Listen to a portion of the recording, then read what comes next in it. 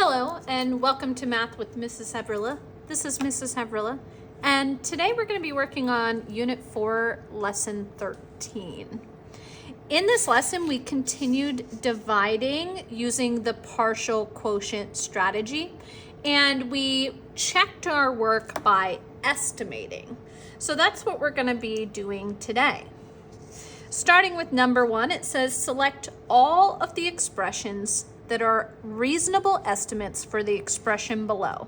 And we have 2,346 divided by 22. So I'm going to go ahead and write that out. And the whole idea of this is that in order to estimate, I'm rounding that dividend, I'm rounding the divisor to something that's going to give me an answer close to what I want. Now, I can see here I have lots of options to choose from, and it wants me to select all of them that I think are reasonable estimates. So starting with A says 3,000 divided by 30,000. I have to decide, do I think that's reasonable? Well, I can see that it's rounded to the 1,000 place value and the 10 place value. If I look up here at my problem and I wanted to round to my 1,000 place value, I would round down. Why? Because when I'm rounding, I want to underline the place value I'm rounding. So here's my 1,000 place value that I'm rounding. And then I want to look next door and see what's on the right. If the number on the right is 4 or less, then this 2 will stay the same. If the number on the right is 5 or more, then I'll add 1 more to it, making the 2 a 3. In this case, it's 4 or less. It's only a 3. So I would want my 2 to stay the same.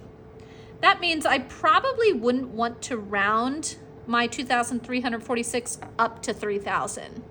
The same thing happens over here on my 10 side, where here's my 10 is a 2. It's either going to stay a 2 or become a 3. And I look next door to figure it out. Next door I have a 2, which is 4 or less. So that means it wants to stay a 2. So both of these I would say are unreasonable because they're a bit too high for me. I would want to be rounding down. Now for the next one, I have 2,000 divided by 10. We just determined on the first one that we would want to round this down to 2,000. So I'd say this 2,000 is correct. But then it says divided by 10. And if I'm looking at this, well, to go all the way down to 10 would not be reasonable because I'm already above 20. So there's no reason why I would go all the way down to 10, meaning I don't think that one is quite reasonable. I'm going to cross it out. When I look at my answers, the next one is 2,000 divided by 20. So I'll put the 2,000 here, divided by 20. We determined that 2,000 was reasonable. And 20, if I'm looking at my 10 place value, I have a 2. Next door I have a 2, which is 4 or less, so it wants to stay a 2. That 2 is a 20, which means 20 is good. So C is a reasonable answer. I'm going to go ahead and circle C. But it says select all, so perhaps there's another one here that I would like. And I can see that the next 3 that I have here are not rounding to the 1,000 place value. They're rounding to the 100 place value. So to start with the first one, I've got 2,200. And I'm dividing it by 11. All right, so if I'm rounding to my 100 place value, now up above, instead of underlining that 1,000 place value, I want to underline the 100 place value, meaning the 2 is going to stay a 2, just like this one does. But then I need to figure out what's going to happen with this 3 by looking next door. I can see that I have a 200. to me, it would not be reasonable to round all the way down to 200 when it would make more sense to round it to 300. So I'm not going to want to go down 146. That doesn't make any sense. So this one I would say is a no. For the 11, I'm rounding to the nearest 1, in fact, and really all they did was cut my divisor in half. Maybe they did that to make the 2200 easier to divide, but I don't think it's reasonable to divide or to round our 22 all the way down to 11. So I'm going to strike through D. For my next one, I have 2200. And I'm dividing it by 22. Now, I've already determined that I don't think that this one is reasonable, even though I would say keeping this as 22 is probably fine, because I'm trying, when I'm estimating, to find numbers that are easy to divide. So if their number on their dividend was 2200, then having a divisor of 22 would make that pretty easy by making our answer 100. But overall, I'd say this one is also a no, simply because 2200 I don't believe is reasonable. That leaves us with one last one. We have 2300 or 2300 divided by 23. Now, when we were originally looking at our 100 place value, we determined we would want this to be 2300. 2200 was too low, so we crossed it out. 2300 is reasonable to me, so I'd say that is good. Now I'm wondering over here, why would they make this 23 when the divisor is actually 22? Well, the purpose is again, they're trying to make numbers that are easy to divide. So if they rounded their 2,346 down to 2,300, and then they change their divisor to 23, they can easily do this division by just doing 23 divided by 23 for 1, and adding 2 zeros on the end to make it 100. So I would say this one is a yes. F is a reasonable one to choose. That means that we had C and F that were both reasonable ways to estimate this number. One to the nearest 1,000 place value, the next to the nearest 100 place value. On the back, we have number 2. And number 2 wants us to estimate and find the answer. So we have to do both for A and B.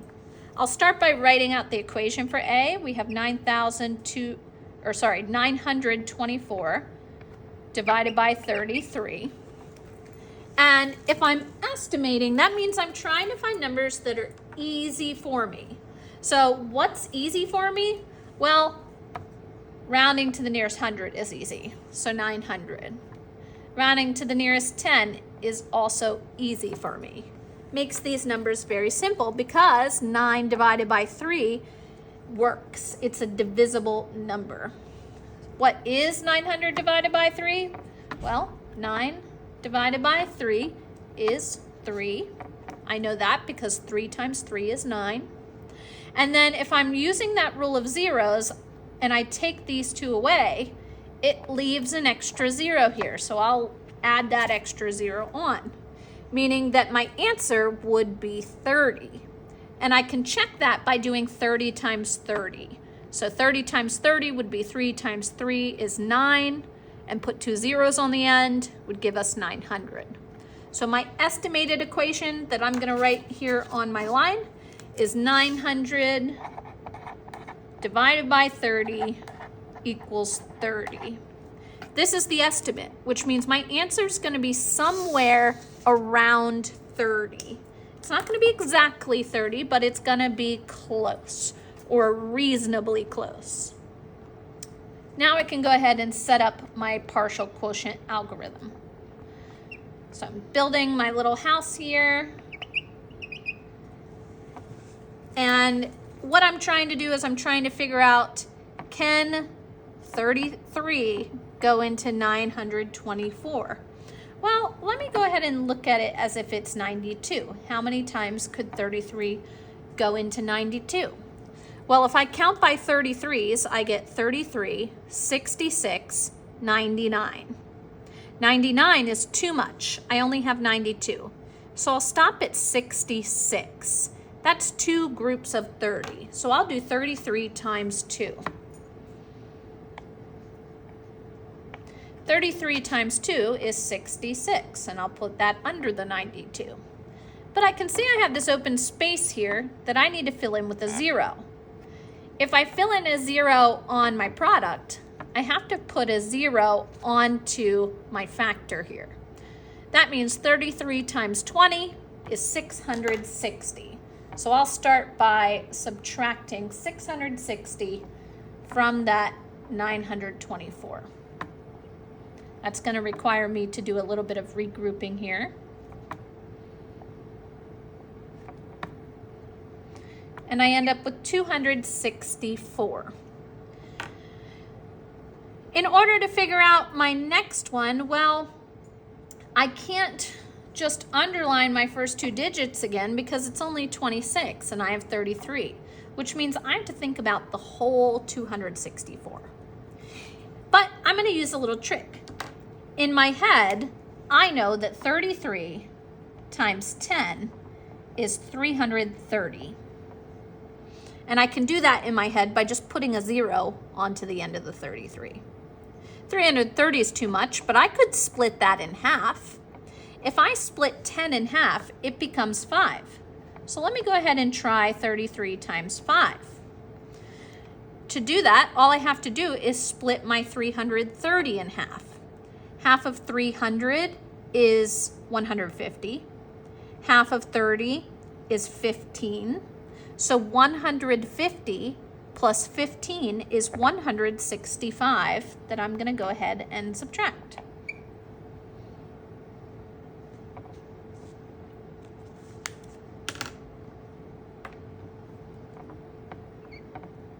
And when I do that math, it looks like it's going to leave me with 99. That means I only have one more step to go because I know that 33 times 3 is 99.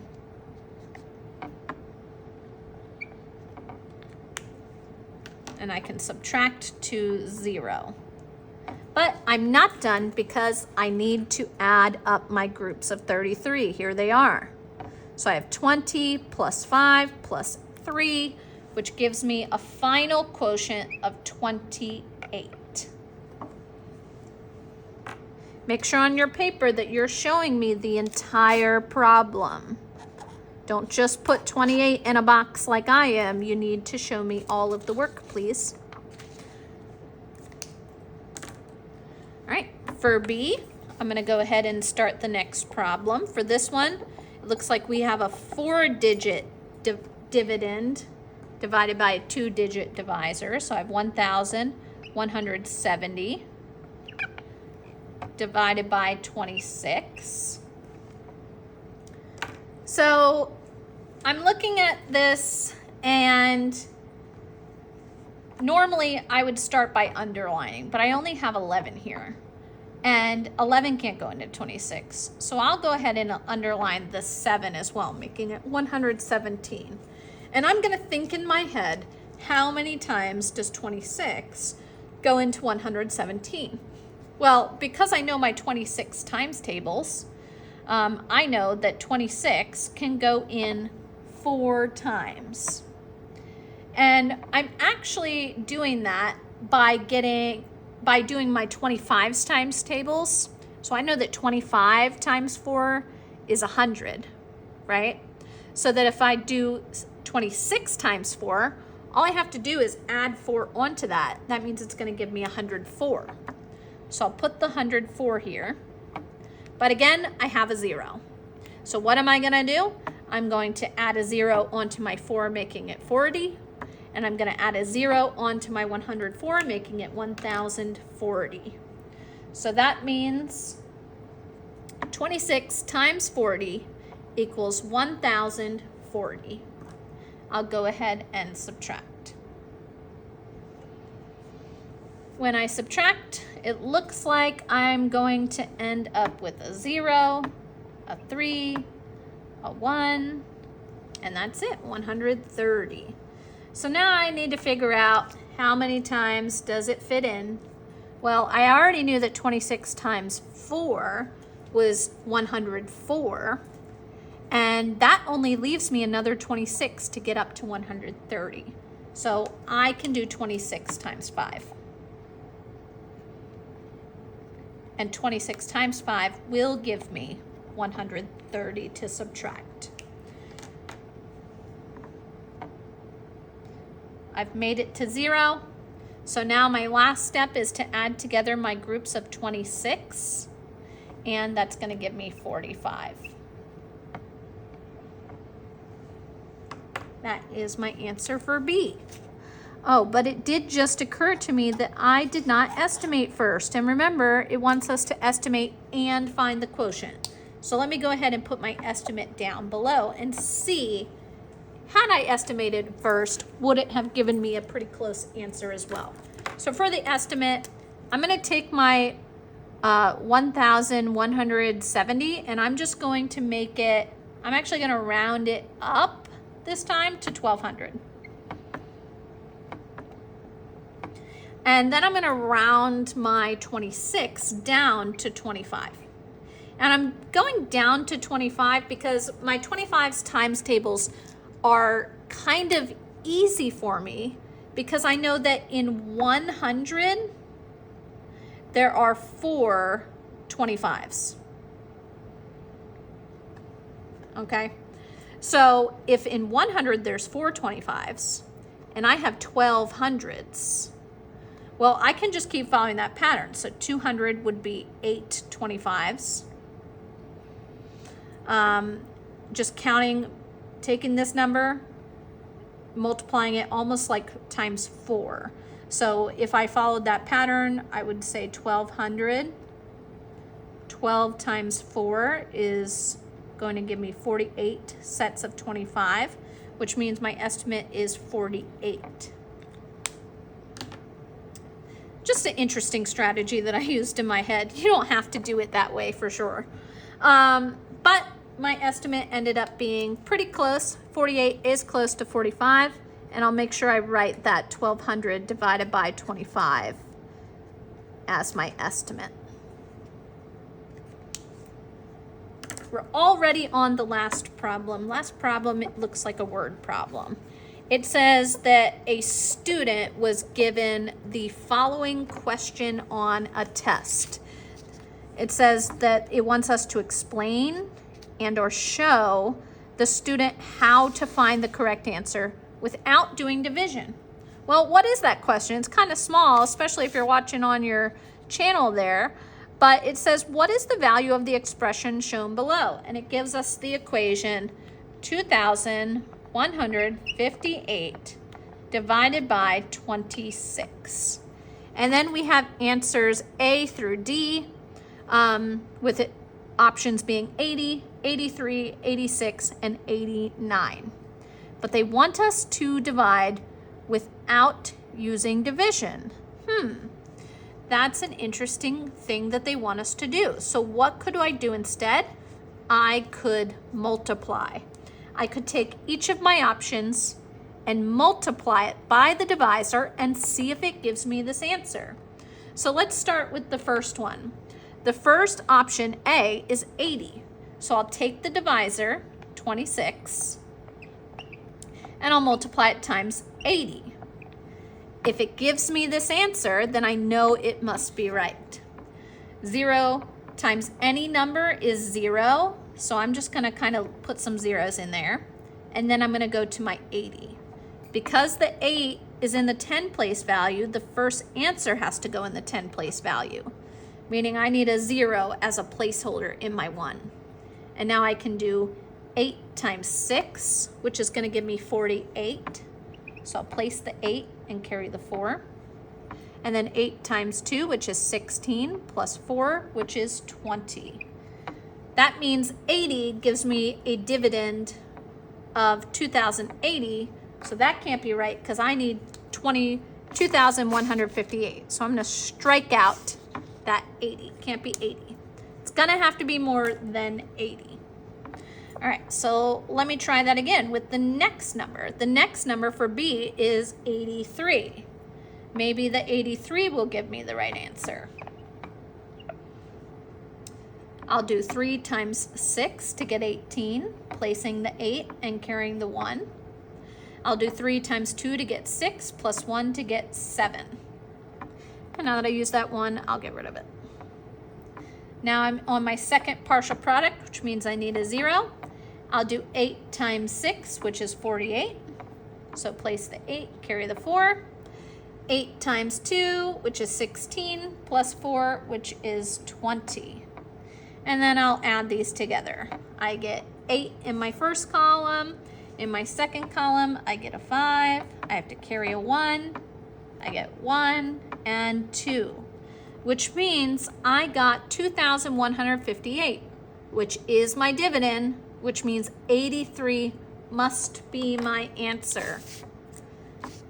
86 and 89 will give me numbers that are too high since I've already got that 2,158. So notice how we were able to take it as division and make it multiplication. I'm even going to kind of write it out here again. So here's that answered at this point. And then underneath here, I'm going to rewrite it as multiplication. This is what we were just doing. We just did 26 times 83, and it gave us 2,158. So when we're doing division, we can check it with multiplication because the divisor becomes a factor, the quotient becomes a factor, and the product is our dividend. So those numbers are all interchangeable there. All right, that's all I have for you today. So be sure to check in again next time for help with your homework.